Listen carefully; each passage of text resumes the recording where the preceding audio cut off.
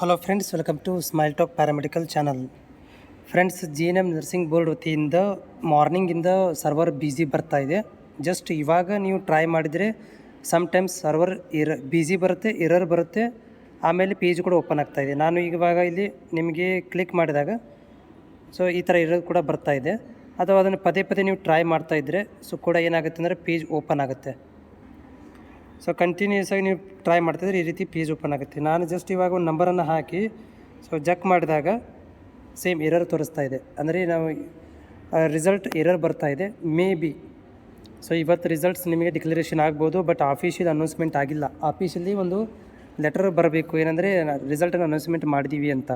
But ಆದರೂ ಕೂಡ ಏನು ಮಾಡಿರ್ತಾರೆ ಅಂದರೆ ಸರ್ವರ್ ಮೊದಲೇ ಏನು ಮಾಡಿರ್ತಾರೆ, ರಿಸಲ್ಟ್ ಅನೌನ್ಸ್ಮೆಂಟ್ ಮಾಡಿ ಅದಾದಮೇಲೆ ಏನು ಮಾಡ್ತಾರೆ, ನೋಟಿಫಿಕೇಷನ್ ಬಿಡುವಂಥ ಪದ್ಧತಿ GNM ನರ್ಸಿಂಗ್ ಬೋರ್ಡಲ್ಲಿರೋದ್ರಿಂದ so may be results announcement ಆಗ್ಬೋದು. But try ಮಾಡ್ತಾಯಿರಿ.